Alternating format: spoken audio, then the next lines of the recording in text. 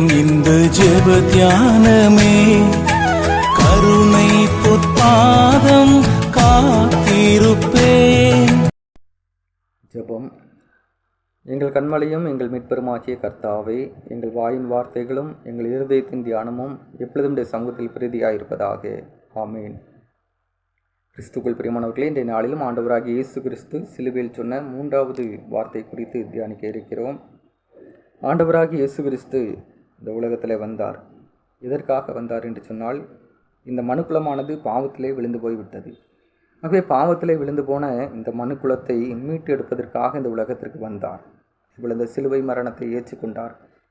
அந்த சிலுவையில் பல்வேறு விதமான பாடுகளை பட்டார். எல்லாவற்றையும் நாம் தியானித்து வருகிறோம். கடைசியாக அந்த சிலுவையிலே தொங்கிக் கொண்டிருக்கிற வேளையிலே 7 வார்த்தைகளை அந்த சிலுவையிலே சொன்னார். அதில் 3வது வார்த்தை யோவான் எழுதிய சுவிசேஷம் 19வது அதிகாரம் 26, 27 வசனங்களிலே சொல்லப்பட்டு இருக்கிறது. இயேசு தம்முடைய தாயையும் அருகே நின்ற தமக்கு அன்பாயிருந்த சீசனையும் கண்டு தம்முடைய தாயை நோக்கி, ஸ்திரீயே, அதோ உன் மகன் என்றார். பின்பு அந்த சீசனை நோக்கி, அதோ உன் தாய் என்றார். அந்த நேரம் முதல் அந்த சீசன் அவளை தன்னிடமாய் ஏற்றுக்கொண்டான். பிரியமானவர்களே, பொதுவாக ஒருவர் மரிக்கின்ற பொழுது, மரண தருவாயில் இருக்கின்ற பொழுது, தங்களிடத்தில் இருக்கிற சொத்துக்களை மற்றவர்களிடத்திலே ஒப்படைப்பார்கள். தங்களுடைய பிள்ளைகளிடத்திலே, தங்களுடைய உறவினர்களிடத்திலே, இல்லை என்று சொன்னால் மற்ற வேறு யாராவது தங்களுடைய நண்பர்களிடத்திலே, தங்களுக்கு தெரிந்தவர்களிடத்திலே ஒப்படைப்பார்கள். அதே போல் இங்கே நாம் பார்க்கின்ற பொழுது ஆண்டவராக இயேசு கிறிஸ்து தம்முடைய தாயை அங்கே தன்னுடைய சீடனிடத்திலே ஒப்படைக்கிறார். நமக்கு அன்பாயிருந்த சீசன் யோவான், நமக்கு தெரியும், திருமறையிலே நாம் பார்க்கின்ற பொழுது இயேசுக்கு அன்பாயிருந்த சீசன் யோவான், அந்த சீசன் இடத்திலே ஒப்படைக்கிறார். அவர் ஏன் அவ்வாறு ஒப்படைக்கிறார் என்று சொன்னால், யூத சமூகத்திலே ஒரு பாரம்பரியம் உண்டு. என்னவென்று சொன்னால், தனியாக வாழுகிற பெண் சபிக்கப்பட்டவள் என்கிற ஒரு பாரம்பரியம் யூத சமூகத்திலே, யூத பாரம்பரியத்தில் இருந்து வந்தது. ஆகவே தனியாக வாழ்கின்ற ஒரு பெண் சபிக்கப்பட்டவள். அப்படி இருக்கின்ற பொழுது தன்னுடைய தாய் அப்படிப்பட்ட ஒரு பெயரை வாங்கிவிடக்கூடாது என்பதற்காக, அதே போல் தனக்கு பிறகு நல்ல ஒரு பராமரிப்பில் தன்னுடைய தாய் இருக்க வேண்டும் என்பதற்காகவும் இயேசு கிறிஸ்து விதமாக ஒப்படைக்கிறார். அதில் இந்த யோவான் இடத்துல ஒப்படைத்ததற்கு சில காரணங்கள் உண்டு. ஒன்று, இயேசுக்கு அன்பாயிருந்த சீசன், இயேசு அதிகமாக நேசித்தான். ஆகவே தனக்கு பிறகு தன்னுடைய தாயையும் அதிகமாக நேசிப்பான் என்று சொல்லி அவர் அறிந்திருந்தபடியினாலே அந்த யோவான் இடத்துல ஒப்படைக்கிறார். 2வது காரணம் என்னவென்று சொன்னால், தன்னுடைய சிலுவை மரணம் வரையிலும் தன்னோடு கூட வந்தவர் தான் இந்த யோவான். ஒருவேளை இயேசுடைய சீடர்கள், மற்ற சீடர்களை நாம் பார்ப்போம் என்று சொன்னால் 12 சீடர்கள் இயேசுடைய சீடர்கள். அதில் யூதாசு இயேசுவை காட்டி கொடுத்து விட்டான். ஒரு 30 வெள்ளிக்காசிற்காக, வெறுமனை பணத்திற்காக அங்கே இயேசுவை காட்டி கொடுத்து விட்டான். இயேசுவோடு கூட இருந்தவன் தான், 3 ஆண்டு கால ஊழியத்தில் அவரோடு கூட இருந்தவன் தான். ஆனால் ஒரு 30 வெள்ளிக்காசிற்காக இயேசுவை காட்டி கொடுத்து விட்டான். பேதுருவை குறித்து நாம் பார்ப்போம் என்று சொன்னால், ஆண்டவரிடத்தில் சொன்னான், இயேசுவினிடத்திலே, ஆண்டவரே, காவலிலும் சாவிலும் உம்மை பின்பற்றுவேன்.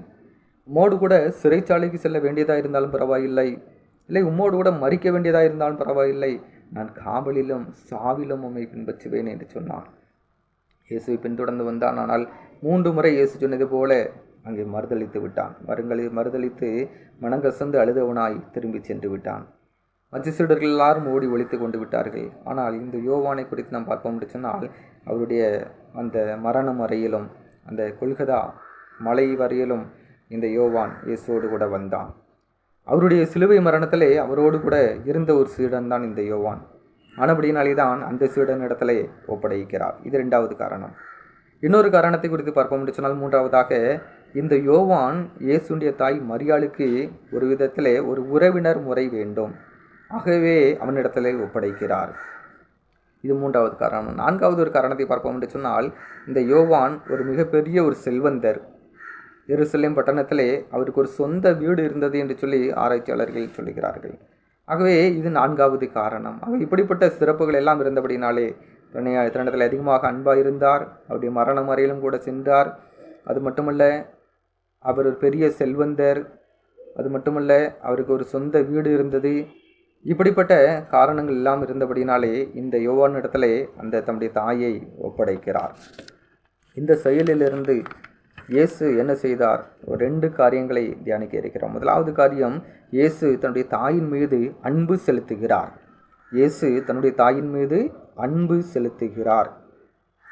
நியாயப்பிரமாணம் கட்டளை 10 கட்டளைகள் சொல்லப்பட்டிருக்கிறது யாத்திராகமம் புஸ்தகத்தில். யாத்திராகமம் 20வது அதிகாரத்தில் நாம் பார்ப்போம் என்று சொன்னால் 10 கட்டளைகள் கொடுக்கப்பட்டிருக்கிறது. அதில் முதல் 4 கட்டளைகள் தேவனிடத்திலே அன்பு கூறுகிற ஒரு கட்டளை. மற்ற 6 கட்டளைகளும் சக மனிதர்களிடத்தில் அன்பு கூறுவதற்கு இணையான ஒரு கட்டளை. அந்த மற்ற 6 கட்டளைகள் சக மனிதர்களிடத்தில் அன்பு கூறுவதற்கு இணையான கட்டளைகள். அதில் முதல் கட்டளை என்னவென்று சொன்னால், உன் தகப்பனையும் உன் தாயையும் கனம் பண்ணுவாயாக.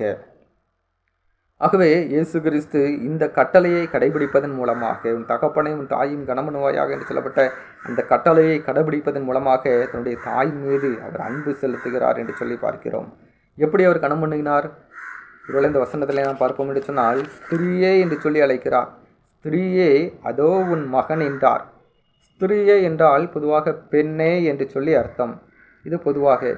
ஆனால் ஸ்திரீயே என்ற வார்த்தைக்கு கிரேக்க மொழியிலே அதை சொல்லும்போது அவர்கள் எப்படி சொல்லுவார்கள் என்று சொன்னால், அதற்கான உண்மையான அர்த்தம் என்னவென்று சொன்னால், மதிப்பிற்குரிய பெண்ணே என்று சொல்லி அர்த்தம். ஸ்திரீயே என்றால் பொதுவாக நம்முடைய பெண்ணை என்று சொல்லி அர்த்தம். ஆனால் கிரேக்க மொழியில் அழைக்கின்ற பொழுது மதிப்பிற்குரிய பெண்ணே என்று அர்த்தம். அப்போ இயேசு கிறிஸ்து இங்கே ஸ்திரீயே என்று சொல்லி கூப்பிடுகிறார் என்று சொன்னால், அவர் மதிப்பிற்குரிய பெண்ணே என்று சொல்லி அழைக்கிறார். தம்முடைய தாயை பார்த்து மதிப்பிற்குரிய பெண்ணே என்று சொல்லி அழைக்கிறதை பார்க்கிறோம். அவ்வாறு அவர் கனம் பண்ணுகிறதை நாம் பார்க்கிறோம்.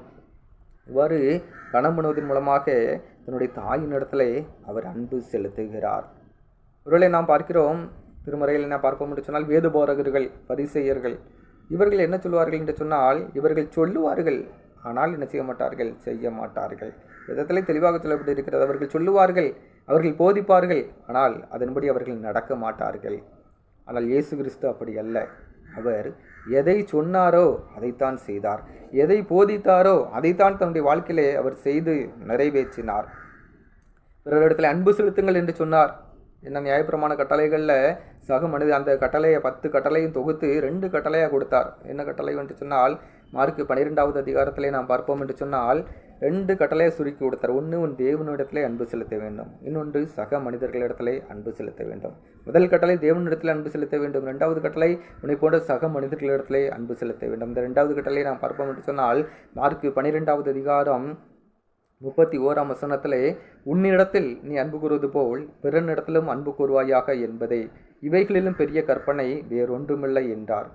பிறனிடத்தில் அன்பு கூற வேண்டும் என்ற இந்த கட்டளையை இயேசு கிறிஸ்து இந்த சிலுவையிலே அவர் நிறைவேற்றி முடிக்கிறார். தாம் மரண தருவாயில் இருந்தாலும், தாம் மறிக்க வேண்டிய சூழ்நிலையில் இருந்தாலும், தன்னுடைய தாய் நன்றாக இருந்தால் போதும் என்று சொல்லி அவர் தன்னுடைய தாய் மீது அன்பு செலுத்துகிறதை பார்க்கிறோம்.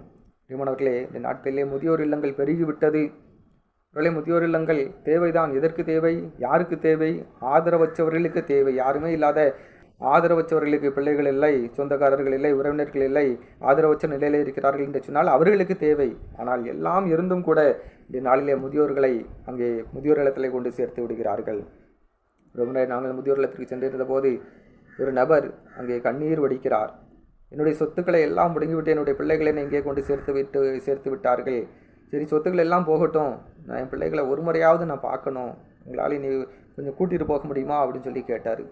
மாணவர்களே, எத்தனையோ முதியோர்கள், எத்தனையோ பெற்றோர்கள் இந்த முதியோர் இல்லங்களிலே கண்ணீர் வடித்து கொண்டிருக்கிறார்கள். எத்தனையோ பேர் கண்ணீர் விட்டு கொண்டிருக்கிறார்கள். முதியோர் இல்லங்கள் பெருகி கொண்டு வருகிறது. மாணவர்களே, அன்பு இல்லை. நாம் பிறர் மீது அன்பு செலுத்த வேண்டும். இயேசு கிறிஸ்து தன்னுடைய தாயின் மீது அன்பு செலுத்துகிறார். தன்னுடைய தாயின் மீது அவர் அன்பு செலுத்தினதை இங்கே பார்க்க முடிகிறது. முதலாவது காரியம், இயேசு தன்னுடைய தாயின் மீது அன்பு செலுத்துகிறார்.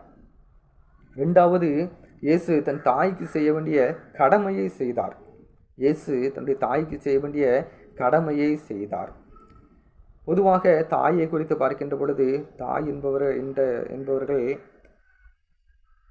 தன்னுடைய துக்கங்களை மறந்து, தன்னுடைய துக்கங்கள் எவ்வளவு துக்கங்கள் இருந்தாலும் சரி, எவ்வளவு கஷ்டம் இருந்தாலும் சரி, அவை எல்லாவற்றையும் மறந்து, தான் உண்ணாமல், தான் சுகபோகமாய் வாழாமல், தான் வாழ வேண்டிய வாழ்க்கையை வாழாமல் தன்னுடைய பிள்ளைகளுக்காக வாழ்கிற ஒருவள் தான் தாய். ஒருவேளை தாய் பாசத்தை குறித்து நமக்கு நன்றாக தெரியும். தாய் பாசம் விலை மதிக்க முடியாத ஒன்று. எவ்வளவோ நம்ம கேள்விப்பட்டு இருப்போம் தாய் பாசம்ட்டு. ஏன்னா காரணம் விலை மதிக்க முடியாத ஒன்று. நம்ம நேசிக்கலனா கூட தாய் நம்மளை அதிகமாக நேசிப்பார்கள். தாங்கள் நல்லா வாழனாலும் பரவாயில்ல, தான் நல்ல முறையில் சாப்பிடலனாலும் பரவாயில்ல, என்னுடைய பிள்ளைகள் நன்றாக இருக்க வேண்டும் என்று சொல்லி நினைக்கிறவர்கள் தான் தாய். அப்படிப்பட்ட அந்த தாய்க்கு செய்ய வேண்டிய கடமையை செய்ய வேண்டும். நீதிமொழிகள் புஸ்தகத்திலே அழகாக சொல்லப்பட்டு இருக்கிறது. என்ன சொல்லப்பட்டு இருக்கிறது? நீதிமொழிகள் 23ஆம் அதிகாரம் 22ஆம் வசனத்திலே, உன்னை பெற்ற தாய்க்கு செவி கொடு, உன்னை பெற்ற தகப்பனுக்கு செவி கொடு, உன் தாய் வயது சென்றவள் ஆகும்போது அவளை அசட்டை பண்ணாதே என்று சொல்லப்பட்டு இருக்கிறது. அதேபோல நீதிமொழிகள் புஸ்தகத்திலே 1ஆம் அதிகாரம் 8ஆம் வசனத்திலே சொல்லப்பட்டு இருக்கிறது, உன் தாயின் போதகத்தை தள்ளாதே என்று சொல்லப்பட்டு இருக்கிறது. முதியோர்கள் நமக்கு கிரீடத்தை போன்றவர்கள். முதியோர்களுடைய ஆலோசனையை நாம் கேட்க வேண்டும். அவர்கள் ஆண்டவர் நமக்கு கொடுத்த பரிசு. நம்முடைய பெற்றோர், தாய் தகப்பன்மார், முதியோர்கள், இவர்கள் ஆண்டவர் நமக்கு கொடுத்த ஒரு பரிசு என்று கூட சொல்லலாம். ஒரு ஊரில், ஒரு தேசத்தில் ஒரு அரசர் ஒரு கட்டளை போடுகிறார். என்னுடைய தேசத்தின் கீழ் எங்கும் முதியோர்கள் இருக்கக்கூடாது. 60 வயதுக்கு மேற்பட்டவர்கள் யாராக இருந்தாலும் சரி, அவர்களை நாடு கடத்தி விடுங்கள், இல்லை என்று சொன்னால் வேறு எங்காவது அனுப்பிவிடுங்கள். என்னுடைய தேசத்தில் முதியோர்கள் இருக்கக்கூடாது என்று சொல்லுகிறார். ஆனால் அதே தேசத்திலே ஒரு மனிதன் தன்னுடைய பெற்றோரை அதிகமாக நேசிக்கிறவன், அதிகமாக அவர்களுடைய ஆலோசனை கேட்கிறவன், அவன் மாத்திரம் அந்த கட்டளைக்கு கீழ்ப்படியாமல் தன்னுடைய பெற்றோரை வைத்து பராமரிக்கிறான். தன்னுடைய தோட்டத்திலே ஒரு பூமிக்கு அடியில் ஒரு அறையை உண்டு பண்ணி அதில் வைத்து பராமரித்து வருகிறான். மற்ற எல்லாரும் அங்கே அனுப்பிவிடுகிறார்கள். திடீரென்று தேசத்திலே பஞ்சம் வருகிறது. தேசம் முழுவதும் பஞ்சம். ஆனால் இவனுடைய வீட்டிலே மிகுந்த செல்வ செழிப்பு. அரசன் அந்த மனிதனை அழைத்து கேட்கிறார், இது எப்படி? எல்லா பக்கமும் பஞ்சம், என்னுடைய வீட்டில் மாத்திரம் செழிப்பு இருக்கிறது என்று சொல்லி கேட்டபோது அவன் சொல்கிறான், ஐயா அரசரே, நீங்கள் விதமாக ஒரு கட்டளை போட்டீர்கள். ஆனால் நான் அந்த கட்டளையை நான் கடைபிடிக்கவில்லை. காரணம், நான் என்னுடைய பெற்றோரை அதிகமாக நேசிக்கிறவன், அவர்களுடைய ஆலோசனை அதிகமாக நான் கேட்கிறவன். ஆனபடினாலே என்னுடைய வீட்டிலே நான் அவர்களை வைத்து பராமரித்து வருகிறேன். இப்பொழுதும் அவர்கள் சொல்லி ஆலோசனை நான் கேட்டு செயல்படுவதனாலே என்னுடைய வீட்டிலே பஞ்சமே இல்லை என்று சொன்னானாம்.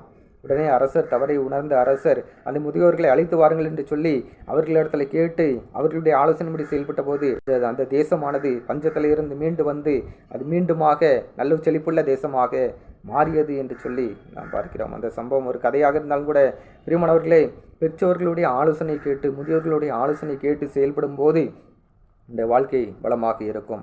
இவர்களை இந்த சீடன் இயேசுடைய தாயை ஏற்றுக்கொண்டான். இயேசு கிறிஸ்து தன்னுடைய தாய்க்கு செய்ய வேண்டிய கடமையை செய்து முடித்தார். அதே போல அந்த கடமையை செய்து முடிக்கப்பட்ட அந்த சீடனும் அந்த தாயை ஏற்றுக்கொண்டான். இங்கே நாம் பார்ப்போம் என்று சொன்னால், அந்த நேரம் முதல் அந்த சீடன் அவளை தன்னிடமாய் ஏற்றுக்கொண்டான் என்று சொல்லி பார்க்கிறோம். இதனுடைய விளைவு என்ன தெரியுமா? இயேசுடைய சீடர்கள், மற்ற எல்லா சீடர்களும் இரத்த சாட்சியாக மரித்திருந்தாலும் அவர்கள் குறுகிய வயதிலே மரணம் அடைந்து விட்டார்கள். ஆனால் இந்த யோவானை குறித்து நாம் பார்ப்போம் என்று சொன்னால், ஆராய்ச்சியாளர்கள் சொல்கிறார்கள், இந்த யோவான் நீடிய ஆயுளோடு பூரண வயதுடையவனாய் இயற்கை மரணம் எய்தினார் என்று சொல்லுகிறார்கள். காரணம், அவன் இந்த தாயை ஏற்றுக்கொண்டபடினாலே, இயேசுடைய தாயை அவன் ஏற்றுக்கொண்டபடினாலே அவன் நீடிய ஆயுளோடு நல்ல பூரண வயதுள்ளவனாய் இருந்தான். ஏன்னா நமக்கு யாத்திராகமத்தில் அதுதானே சொல்லப்பட்டு இருக்கிறது. அந்த கட்டளை நம்ம திரும்பவும் பார்ப்போம் என்று சொன்னால், யாத்திராகமம் 20ஆவது அதிகாரம் 12ஆம் வசனத்திலே, உன் தேவனாகிய கர்த்தர் உனக்கு கொடுக்கிற தேசத்திலே உன் நாட்கள் நீடித்திருப்பதற்கு உன் தகப்பனையும் உன் தாயையும் கனம் பண்ணுவாயாக. எதற்கு தாயும் தகப்பனையும் கனம் பண்ண வேண்டும் என்று சொன்னால், உன் தேவனாகிய கர்த்தர் உனக்கு கொடுக்கிற தேசத்திலே உன் வாழ்நாட்கள், ஆயுசு நாட்கள் நீடித்திருக்க வேண்டும் என்று சொன்னால், நீண்ட நாட்கள் இந்த உலகத்திலே வாழ வேண்டும் என்று சொன்னால் தகப்பனையும் தாயையும் கனம் பண்ண வேண்டும். பிரியமானவர்களே, இயேசு கிறிஸ்து தன்னுடைய தாயின் மீது அன்பு செலுத்தினார். தன்னுடைய தாய்க்கு செய்ய வேண்டிய கடமையை செய்தார். அதே போல நாமும் நம்முடைய பெற்றோர் மீது நாம் அன்பு செலுத்துகின்ற பொழுது, அவர்களுக்கு செய்ய வேண்டிய கடமையை நாம் செய்கின்ற பொழுது, நிச்சயம் ஆண்டவர் நமக்கு நல்ல ஒரு ஆயுசு நாட்களை தந்து நம்மை ஆசீர்வதிப்பாராக. ஆகவே நாம் நம்முடைய பெற்றோர் மீது அன்பு செலுத்துவோம், தாய்க்கு செய்ய வேண்டிய கடமையை செய்வோம். ஆண்டவர் தாமே உங்கள் ஒவ்வொருவரையும் ஆசீர்வதிப்பாராக. இந்த வார்த்தைகளையும் ஆண்டவர் ஆசீர்வதிப்பாராக. ஆமென்.